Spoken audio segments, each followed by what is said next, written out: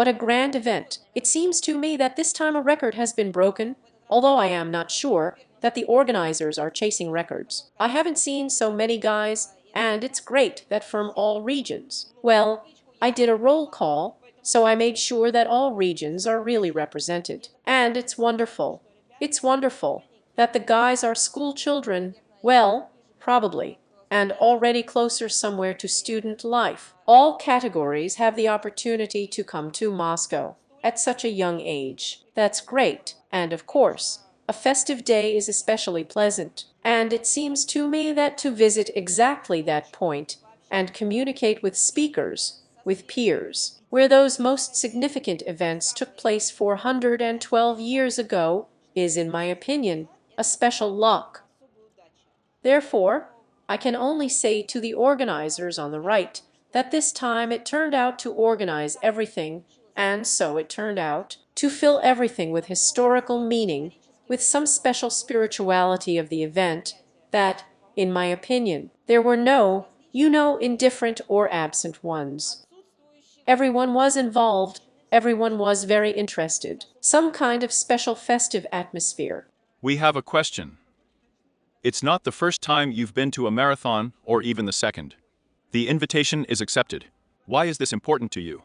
And it's just an honor for me. I want to say that these are not empty words. This is not some kind of blank. The day is off. The day is a holiday. There are not so many of them, because, as you understand, times and events require being almost around the clock, and not only on the agenda, but literally at work. And when you have a few hours, it would seem that they should be spent like this, as it should be in a family circle, with loved ones, with relatives, resting. But it's an honor, and my family, to be honest, feels the same way about it. Because when they want to hear and see about activities, and want to hear firsthand from the first hand, having the opportunity to ask a question, learn about Russian politics, about Russian foreign policy, ask questions about, in general, the most relevant today, about the fate of the world, what is happening. And they invite you to such events. And we are talking about children who cannot be deceived. Well, really, it's impossible to deceive them, because it's already adolescence.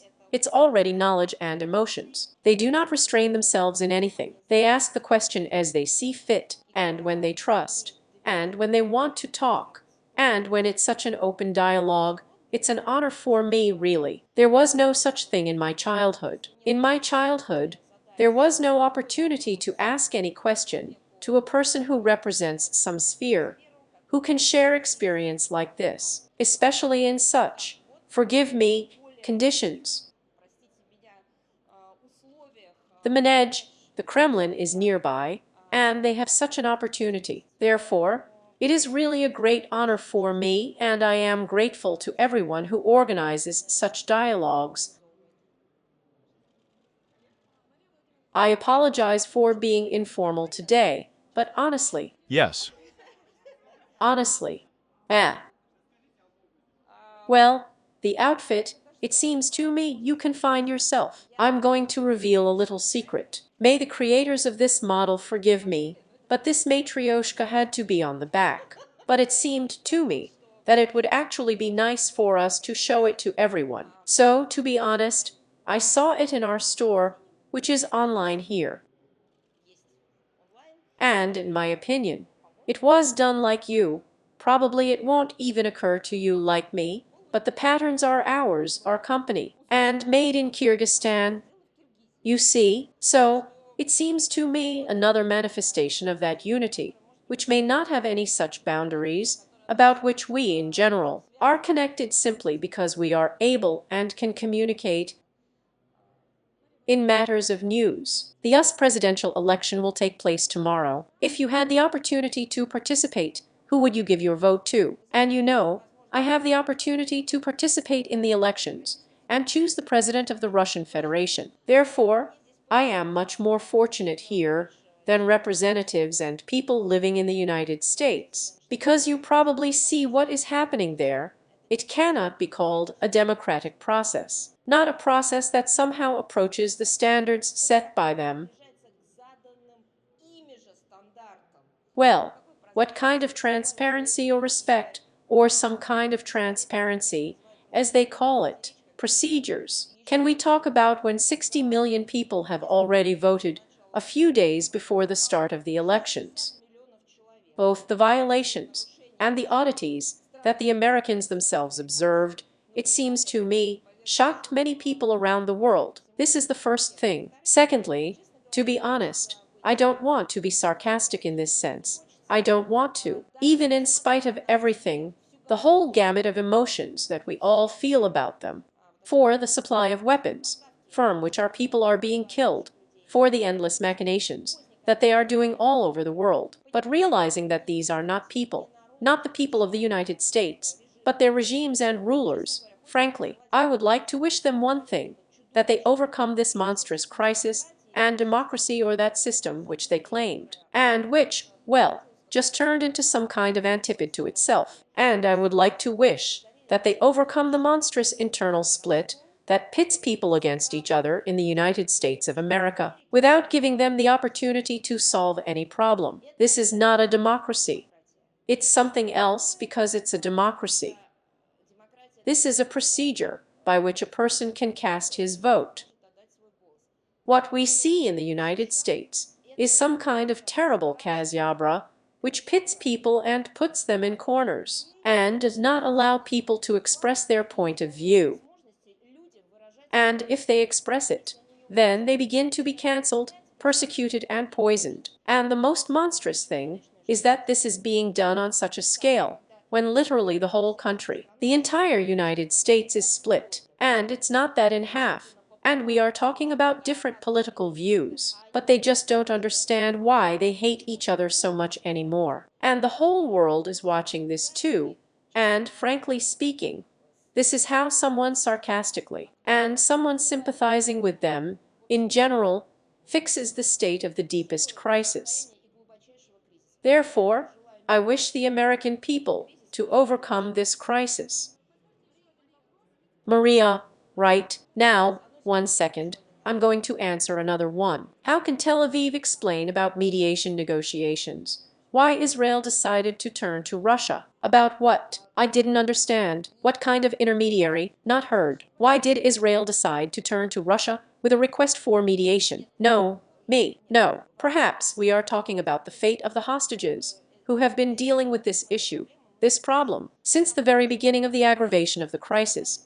Since October 2023, we are in contact with representatives of Hezbollah and, of course, with representatives of the State of Israel, with relatives. As you see, as a representative of the Ministry of Foreign Affairs, directly Deputy Foreign Minister Mr. Bogdanov, meet with the families of those who are being held hostage, and we provide all the necessary support and assistance in this regard, believing that in particular, it is our duty. Some of them have kept Russian passports, Russian citizenship, and in general, as you know, there and in those situations where Russia can play the role of mediator in facilitating or resolving the fate of people, in particular hostages, have always done so.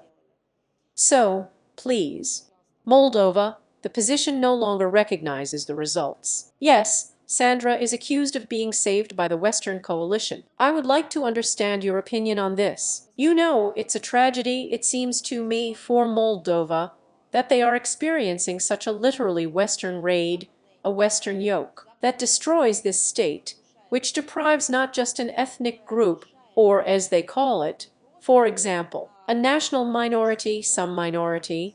They deprive the whole people, Moldovans, of their language, their identity, their culture, its history.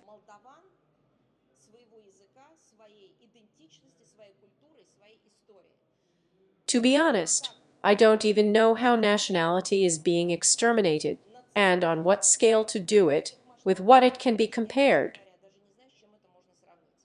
We have seen physical annihilation, physical genocide in various historical epochs on various continents, but in such a way that it was done as if under the cover of democracy, under the cover of certain Western values, frankly speaking, with such cruelty, that people were rewritten, reinterpreted and stitched, rewrote.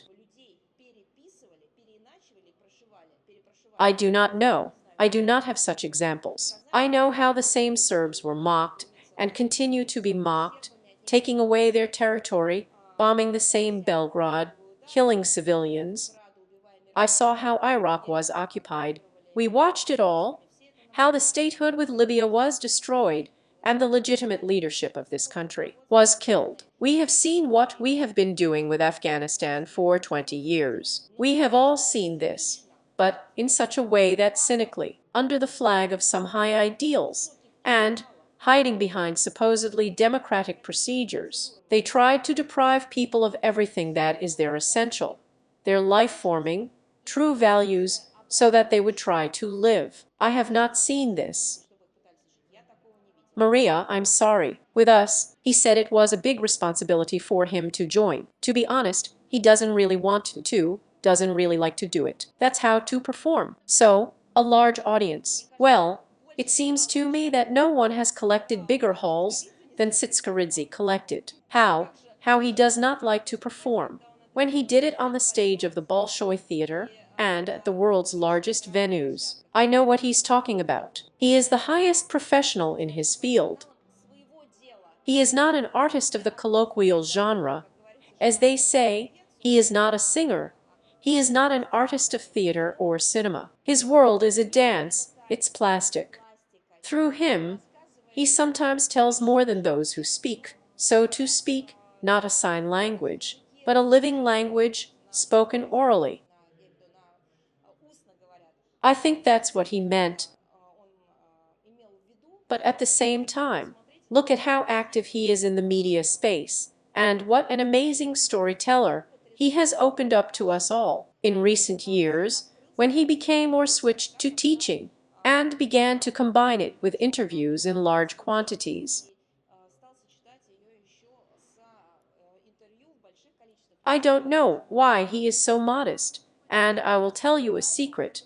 I just revealed to him that my mother watches all his interviews, is fascinated by the manner of presenting information, believes that he is a unique storyteller. How he does it, with what feeling, at the same time. It is obvious that this is a person with a fantastic outlook, the basis from which this is an excellent education. With what respect he treats his mother, how much he devotes, and the topics of stories to culture. This is the culture of our Russian Georgia. How many memories of his colleagues, and how worthily he does it. In this world, it seems to me, we have largely lost such fantastic storytellers who would do it at such a high level. It seems that sometimes he tells such things that could become fried, but he does it so delicately, and with such a feeling, that you understand that they are opening up to you behind the scenes. You do not see vulgarity and dirt, but you see what he tells you about how high art turns out, but at the same time they take care of you, and don't let you fall where you don't need to. Therefore, a unique storyteller. What is your feeling?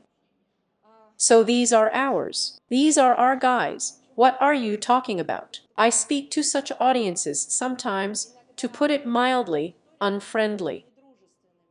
Western journalists who do not ask questions, who throw up some provocative remarks. And when you are in front of your own, you consider even the most difficult topics as a sincere desire to understand, unlike those who want to set some traps for us, play on contradictions, and here they are their own. And it can't be confused.